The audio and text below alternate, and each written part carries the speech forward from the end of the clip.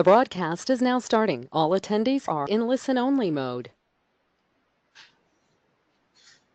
Okay, welcome to this Tuesday's podcast for December the 12th about Kickoff and Quickbuild, predominantly focused on Ontario, and even in that, focused on the two GTA areas of Studica and Crescent School in North York. Today with us as our two experts are George Chisholm, first senior mentor for the GTA and Ontario, and who also currently mentors a team and has started the team 1334 many years ago, as you can tell from the low number that it has. And also with us, and who's running the slideshows, is John Hobbins, Regional Director for FRC in Ontario. John's running things because I'm having internet issues in Newmarket, and I'm not sure how long it's going to last, so we'll go through with that as we do this. So the first thing I want to mention is that Ontario, Quebec, Alberta, and BC all have kickoff events. Even though we have teams in Saskatchewan, they're involved with the kickoff in Alberta. And there's a kickoff in Montreal and 4 locations in Ontario. And of course, the newest one is BC. So maybe we can go to the next slide there, John.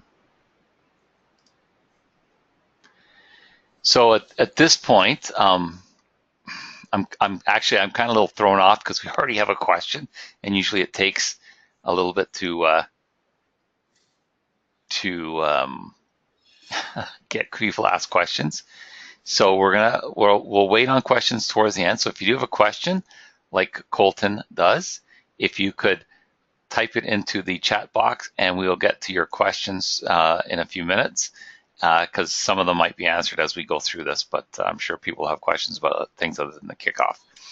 So we're going to start with Mr. Hobbins, who is responsible for a couple of the kickoffs here in Southern Ontario, and making sure the kit of parts get to those kickoffs. So John, if you want to take it away. Sure thing, Paul. Thanks very much. Hello, everyone. Good news. I believe the robot kits were loaded on the truck today and were sent up to the Great White North here. Hopefully, we'll get those in a day or two and be able to do our inventory to ensure that everyone has what they need. As far as the history of the kickoffs, we've been doing the kickoffs for quite some time. And added in there, and our guru, George Chisholm, will share some insights about the quick builds and why we do quick builds just immediately following these kickoffs. But really, the kickoff is a chance for teams to come together, network a little bit, and watch the video from NASCAR that usually broadcasts around 10:20 a.m. to about 10:45. And then teams are released to go to a line and pick up their kit of parts, which of course is most important. And at that time, they either choose to go to a quick build or perhaps to go do the most important thing, which I know Paul and George know, is to do the inventory of the kit, because that inventory must be recorded if something's missing and sent back to headquarters for replacement parts as soon as possible within the first 2 to 3 days, or you're out of luck in buying it yourself. So who can go to the kickoffs? Well, everyone should have already registered through the online system in their TIMS account. We have a record of who's going to each kickoff now. If there are any questions about it, please don't hesitate to email myself, and I can have a look at the list that we have to verify where, in fact, you should be going to pick up your kit of parts. And as I said, the key important thing that happens after the kickoff is this piece called the quick build. And another really important thing that I believe Paul mentioned last week, which is the robot in 3 days. And that was the focus of that webinar. Perhaps we'll share more if we have time at the end of today. So,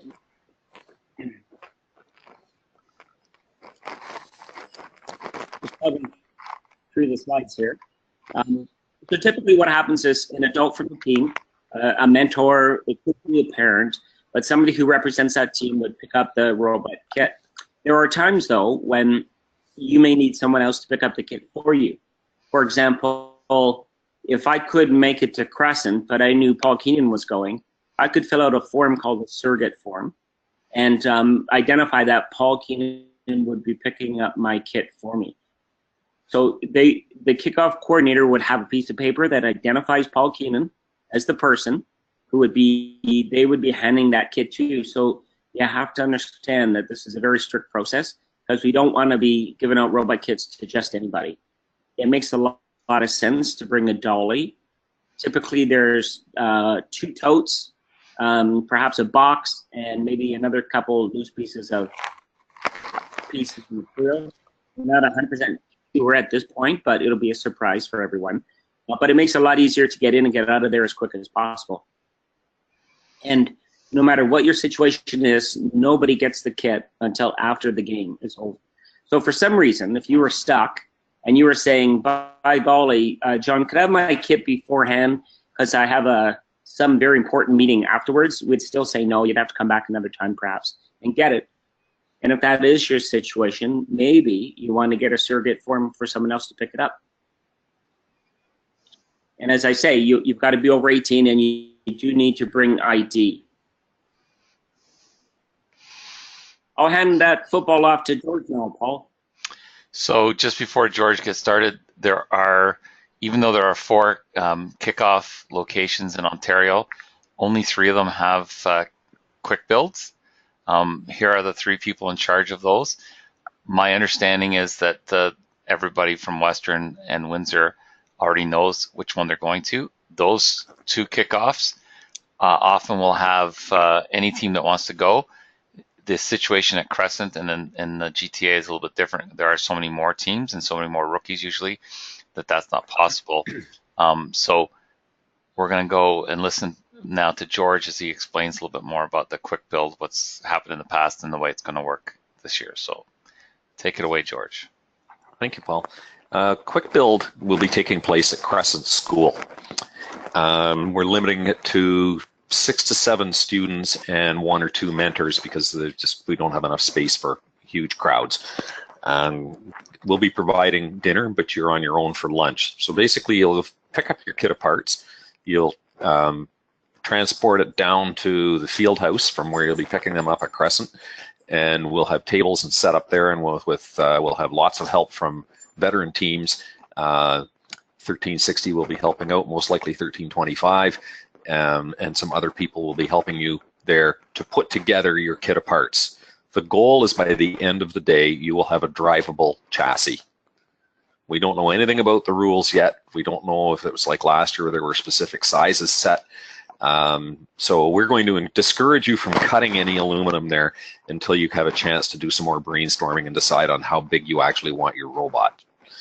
So it'll be fairly easy to take it apart. We will assemble that using the kind assistance of Michael DeRemio and his crew from 1114 in St. Catharines. You'll have a couple of programmers there as part of your group. They will go off and they will work with an already assembled robot to learn about programming, and they'll be given a thumb drive with some information on it and some code that they'll be able to use to drive the robot or get it rolling. But again, our goal is to have it so that you can drive it around the floor by the end of the day, and then you'll take it with you. That's only the chassis. There will be no game elements on it. That's up to you to decide whether you want to lift a ball with a forklift or you want to be able to climb a rope or whatever. We have no idea yet what the challenge will be. We'll find out at the same time you do. You'll need to bring some basic tools with you. John, have you got a slide there on tools somewhere? I actually, George, and that's not it. Okay. Every teams like to go out and they like to buy the Mondo set of sockets from Canadian Tire, and it's sure as shooting someone's going to drop it on the floor and there's going to be 500 pieces of sockets and all that kind of stuff that's going to go rolling away at some time during the build season. I usually discourage teams from buying that huge socket set because there's nothing on your robot that's going to require a 1/2-inch drive socket with an 1-inch socket on that. With my team, we have a couple of 1/4-inch drive socket sets with sockets from small up to 1/2 inch. occasionally you'll need something a little bit bigger, so you may have to need to go out and either pick up that specific socket or get something else. Set of open-end, good place for a really good quality socket set is Lee Valley. I think it's about $30 for a very good quality quarter-inch drive socket set. You can get them either imperial or metric. There's nothing on the robot, very little on the robot's going to be metric. So that's what I use. I've got 2 of them with my team, and that's all we usually use. So it says on the list there you'll need some pliers, a hammer, your tape measure, a pencil. It gives you the specific Allen keys you need there. Doesn't hurt to have a set. Again, you're going to lose, chances are you're going to lose that 5/32 Allen key. I know I go through them by the handful, so you're going to want to probably end up buying more of those. Good place to buy that kind of stuff cheap is Princess Auto. There are a few of them around the province. It also doesn't hurt to have some deep sockets at some point down the road. An adjustable wrench, it's called a Crescent wrench there, but we all know Crescent's a trade name, so you'll need an adjustable wrench. Some combination wrenches. Most of the stuff on the robot is quarter-inch, so the wrench size for quarter-inch is 7/16. Doesn't hurt to bring a cordless drill. Ball end sockets are ball end Allen keys are a bit of a mixed blessing. They reach into tight spots, but you can't hang the bolt off the end of it. So it's good to have both. Arbor press or C-clamp, or arbor presses are pretty heavy to lug around. You may need these in your build site. Needle nose or thin nose pliers. Eventually you'll need a soldering iron. You'll need the tools that are listed there, and I'll send out an email on what sort of stuff you should have. We've got some very gifted electrical people will be coming in to help you out with the electrical part of it. Any questions so far? We do have one question, but it has to do with the drivetrain, so we're going to hold off on that one for just a little bit. Okay. So at the Crescent Quickbuild at this point, we have 10 rookie teams registered and 2 non-rookie teams, so they're in first or second year, and they want the extra experience, so they'll be joining us for that session. And if someone wants to join at this late date, they contact me or you or me. And yes. But eventually it'll get to George, so that's the idea. Yep, that's for the Crescent Quickbuild. I don't have anything to do with the other ones. Are you that they should contact John Paul George? Yes. Yes.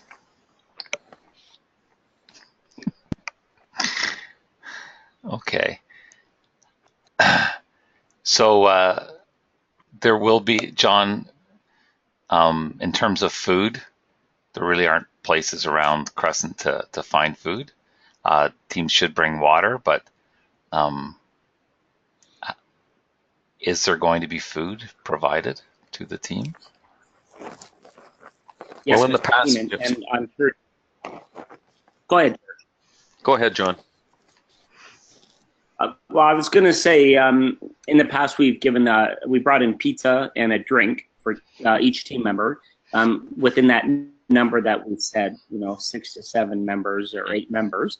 The other piece, just a tidbit or a tip for you guys to really consider: when the kickoff is over, do not leave the venue to go get lunch and hang out. You need to use that valuable time at the Quickbuild.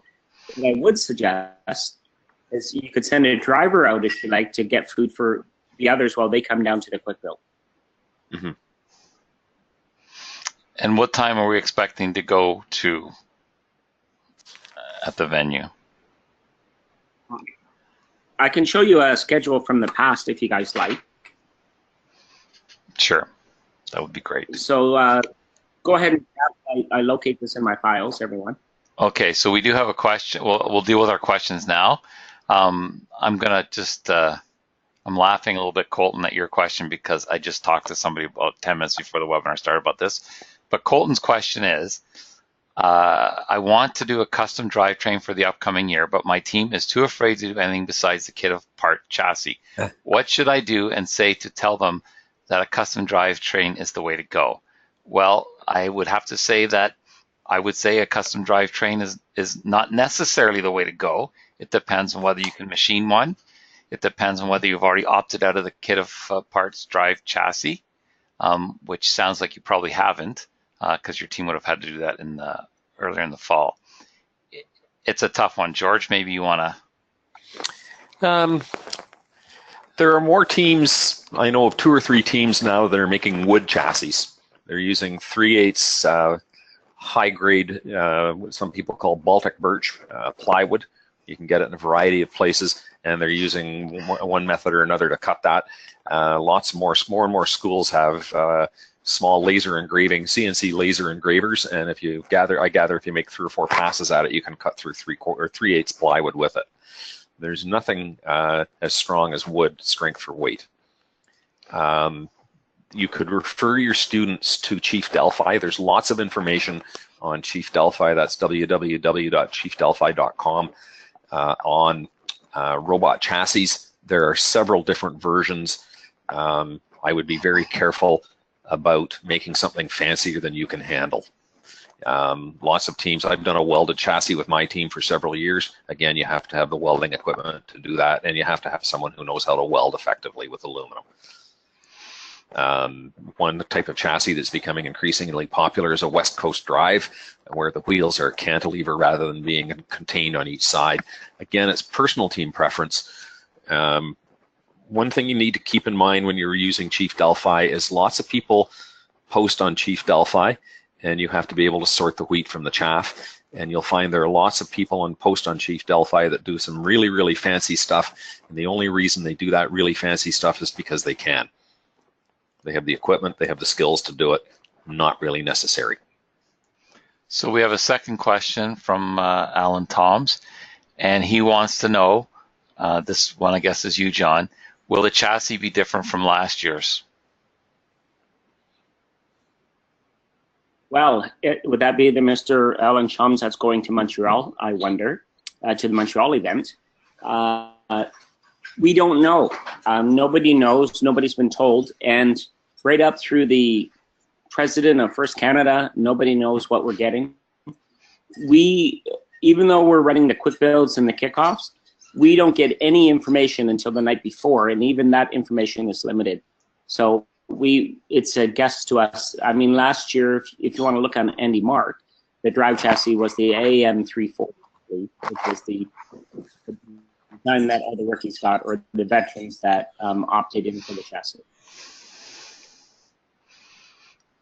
Thanks, John. So here's the overview of the robot quick build session, how it works. So maybe, John, you could go through that. Sure, and this is from last year, so not to say that it's going to be identical this year, but I'm sure George and everyone else is going to want to get out of there as soon as we can. So the important thing is to get down to the quick build. The teams are going to be in a common area, and they're going to have to go through the inventory, which is priority number 1. So we're not going to wait until everybody gets there. The first team that comes in will get their kit right. We'll have their kit, and we'll be able to start the inventory process and get it going.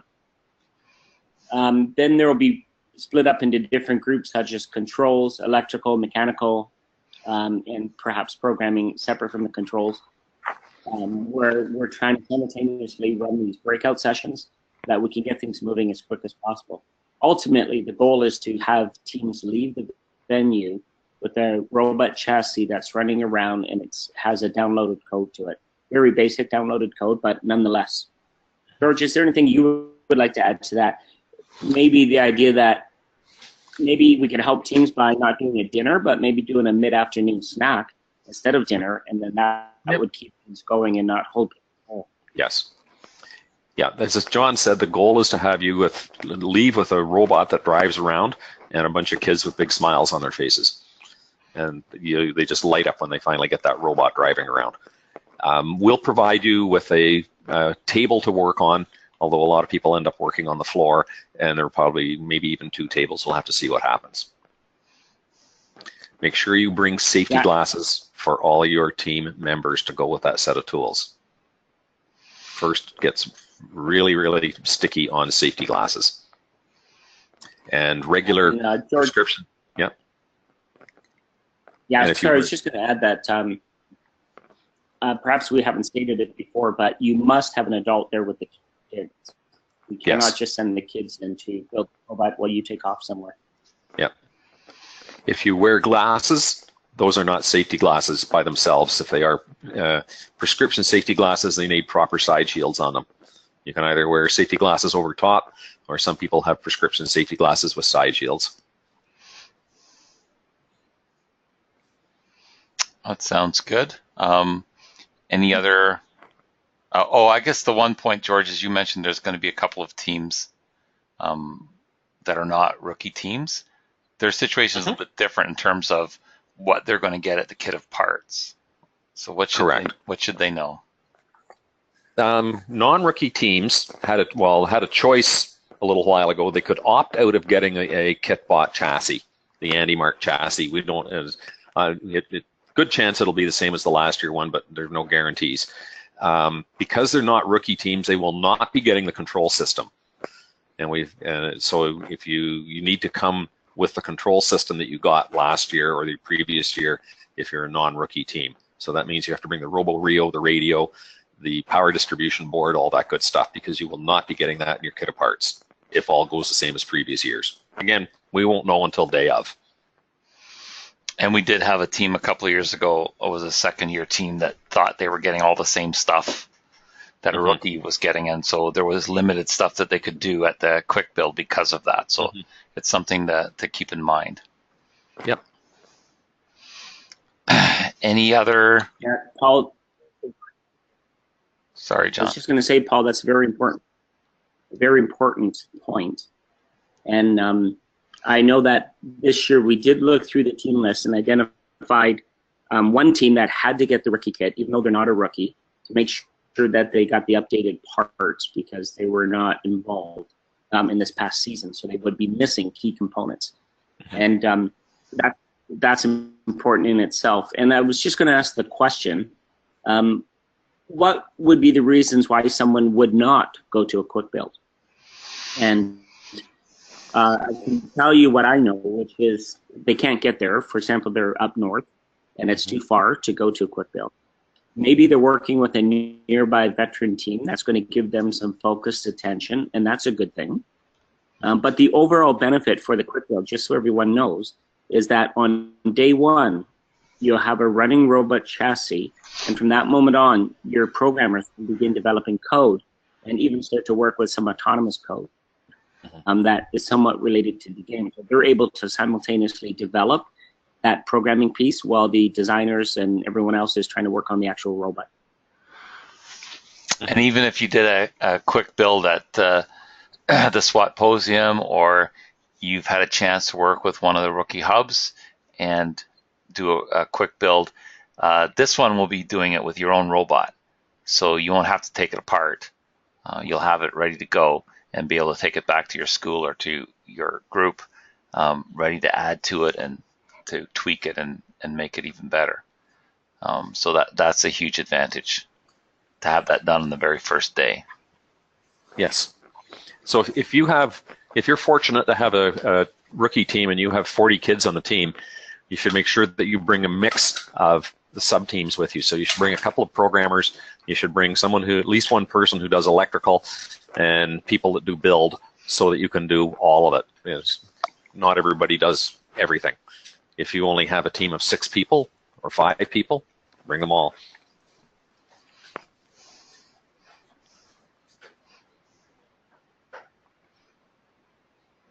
So Paul, I've just put up a picture of one of the samples of the 2014 Crescent quick build, and it just gives everyone a chance to understand that up in that top left corner, there's a classroom adjacent to the building where they will be developing the initial parts of the coding, and then the breakout sessions over here for C++ and LabVIEW, although we really strongly focus on Java. But you can see the layout of the building where you have electrical breakout sessions. There's a Q&A area where you would do your mechanical assembly in the bottom right, and registration table, and then how we would deliver the food. So it just gives you a sense of what the large open building would look like. And I think that Crescent capacity is about, or the building itself is maybe, oh gosh, I'm trying to think, 100 by 150 feet wide and long. Mm-hmm. Yeah, it's a big space for sure. You'll notice the door there and the rolling door in the bottom left of the diagram. That rolling door is at the bottom of a narrow road that comes down from the main parking lot. The space is very tight there, so please don't drive down there until it's time to pick your stuff up to go home at the end of the day. You'll also, just a word on programming. Yes, there are 3 languages you can program in: LabVIEW, C++, and Java. I don't know if there's anybody left in the province that's programming in LabVIEW or C++. The vast majority of teams are now using Java. There are a few at the out of season event at Windsor. I did walk through the pits and ask people. Typically, it's because they have a mentor that knows one of those 2. Most teams do Java because there's some student that puts their hand up and says, "I can code in Java," and that's how they go. Some teams have done one and then changed to another. So Team 4001 in Thornhill started out doing LabVIEW. One of their sponsors worked with LabVIEW, so they had some resources there, and they have since last year changed over to Java. So that does happen, but there are teams. So if you are thinking that you might want to do one of those other languages, C++ or LabVIEW, if you contact me, I can put you in touch with a team somewhere in the province that does one of those languages, and perhaps they're close to you, and they can help you. Certainly, they can help you through Skype or over the internet, for sure. So those are some of the options that you have. Looks like Mr. Hobbins wants to talk about Studica. Well, I just thought that some of the teams out there might be wondering about, what do I do with these things called PDV credits and first choice? I know I've gotten quite a few calls over the last week or so regarding that. So Studica, as you can see in the top left corner, but I put the website up to try to give you the contact for them. I would phone them at 905-564-7272, and you can use your PDV credits or your opt-out chassis credits right up until the end of April this coming year. And I think the value after HST is about 546 Canadian dollars. Now, there is a bit of a confusion out there, and Paul and George, maybe you can shed more light on it. First choice can only go through Andy Mark in the US. And I believe are we in round 1 or round 2 of first choice? Round 1's been announced, so teams should know what they're getting in round 1. And then I'm not sure about round 2 yet. Don't ever get the batteries from as part of your first choice, because you pay shipping. Now, George, what about that if it's from Studica and Mississauga? You can pick them up if you're close enough. Again, you're going to pay shipping from Studica and Mississauga, but the shipping from Mississauga is a lot cheaper than the shipping from Kokomo, Indiana. Totally. Plus, you're paying in US dollars if you get it from Andy Market itself. So you have to be careful with first choice as to what there are other PDVs apart from Andy Mark, and my team has found that some of them, by the time you pay shipping, some of them just aren't worth it. It's something you have to look at very closely. It's a job to assign a team member to, that's for sure. So they can take a look at it and figure out the shipping when they do that. So for sure. There are other places to get batteries as well, but there's CEA Battery Zone, but I think the last time I checked, Studica was cheaper. Mm-hmm. But you may have a supplier, if you're not around the Toronto area, you may have a supplier somewhere else. In the past, they've been kind of specific on what brand you're allowed to use. They're less so the last couple of years, but that will be in the lovely rule book you're going to get at Kickoff. You'll be able to have access to, You should the way the rule book works is in the past is you can download it ahead of time, but it's locked. And at Kickoff, they will give you the code that will unlock it. But it's probably worth your while to go on and search for the FRC 2016, or sorry, 2017, because that would have been last year, the kit of parts and the game manual to see the kinds of things that are in there. The rules change, but they don't change. Many of them are going to be the same. So it will give you some idea of motors that you could use, and the typical weight of a robot that's allowable is about 120 pounds. So there are lots of things that you could look at between now and January the 6th with your teams. We will probably have a second rules contest, as we did last year,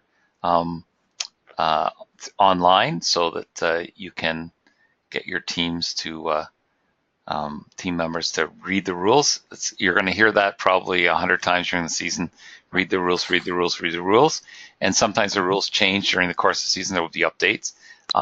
We have gone into competitions. George and I were both in Calgary 2013. And most of the teams that were there hadn't competed, even though it was the last event of the season. And there were a tremendous number of teams that didn't know the rules. For example, one of the rules was if you were touching the pyramid, shooting your frisbees, that no one could touch you, and teams were just ramming teams there and just getting huge penalty points. So it's very, very important for drivers, mentors, builders, all mentors, all students to read the rules. So they will be a challenge for sure.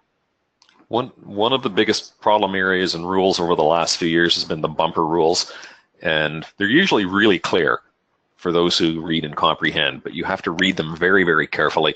And there are loads of teams that, because it's a 6-week time, their build season, their build time, they leave bumpers until the last minute, and then they're scrambling trying to get them built. They're scrambling trying to find pool noodles because it's February, if that's what they're going to be again this year.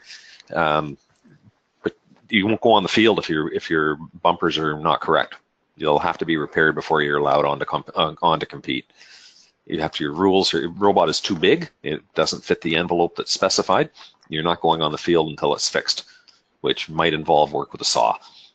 So be really, really careful on the rules, and a lot of them will be discussed at length on Chief Delphi. Chief Delphi is a great resource, but it's not official. There's a FIRST runs its own Q&A, and that's where you get official rulings.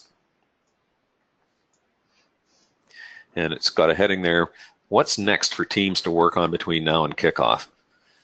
One thing you could work on is getting the kids on your team to be bilingual. I meant by bilingual, I mean English or Imperial and metric, because FIRST, being an American organization, works in Imperial. So they should know how to work in fractions of an inch. Decimals, you might want to teach them how to use things like a dial caliper, for some people call a vernier caliper, micrometer caliper, that kind of stuff, and know about fractions. So we're pretty much done, I think, John and George. It's not. Sorry, George. And keep in mind, it's not really a competition. Everybody is there to help you. And I've seen some teams over the years that don't do well, and a lot of it is because the mentor or students don't know who to ask, don't know what they don't know. You can ask anybody, and they will either answer your question or put you in touch with someone who can on anything. Yeah. And if you do have any questions, especially rookies, you should keep that in mind. The two of the best rookies that we had last year were constantly asking questions, emailing, calling. I got a lot of them, but I'm sure other people did as well. We're happy to answer any questions that you have. Sometimes the amount of email that you get is overwhelming, and sometimes the language in it may not be as clear to you your first year as it will become. So if there's any questions that you have to ask, please don't hesitate to ask them. We'd be happy to help in any way that we can.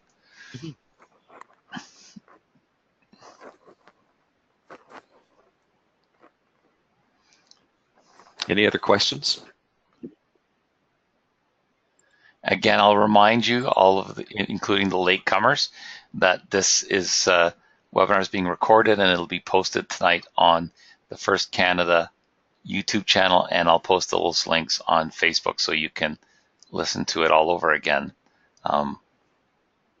many, many times between now, something to do over the holidays when you get bored eating turkey or something like that. So I think at that point, we're going to end it for today. Thanks for joining us. Good luck in the next couple of weeks before the kickoff. Again, if you do have any questions, please contact us. We'd be happy to help any way we can. If you haven't registered for the Quickbuild at Crescent and you're thinking that this is something that you've missed out on and you need to do that, you can contact myself or George Chisholm. So P. Keenan at firstinspires.org and G. Chisholm at firstinspires.org. Now, normally that's how I would type, but I'm just going to tell you that it's Mr. Hobbins that's typing, but my keyboarding is probably worse than his. So if you contact me, I can put you in touch with who you need to talk to. So again, thank you, everybody. Thanks, John. Thanks, George. And we'll see you. Sorry, yes. Is there any swag? Oh, yes. Sorry. Prizes? Sorry, yes, there is. Of course. Yes, there is. Yeah. George is saying that because he's been at the warehouse to see the. No. 1360 will be providing a complete wiring diagram for every team. Oh, you mean, yeah. Mr. Hobbins, are you asking if there's a swag contest tonight or about at the Quickbuild? Well, I wondered if there's any swag tonight or if you had any of these. Bags of chips? No, I don't have any bags of chips, sorry. Yes, so as we always do, we're going to give you a question to answer to email. Before midnight tonight, send me an email at that email address right there with the answer to your question. And if you joined us late, you might actually have to watch the webinar to see that. But actually, I should give Mr. Hobbins a chance to ask the question, but I won't. So, which of the kickoff locations in Ontario does not have a Quickbuild attached to it? That's our question. So if you know the answer to that question, you can email me at that email address before midnight, and I will pick 2 people to provide some swag. For those of you that didn't receive that won our contest in the previous, I'm looking beside me and I have packages to send out in the mail tomorrow, so you'll be getting them soon. And at that point, Mr. Hobbins, I think we're done for the evening. So thank you, everybody, for joining us, and have a good evening. Yep, thanks.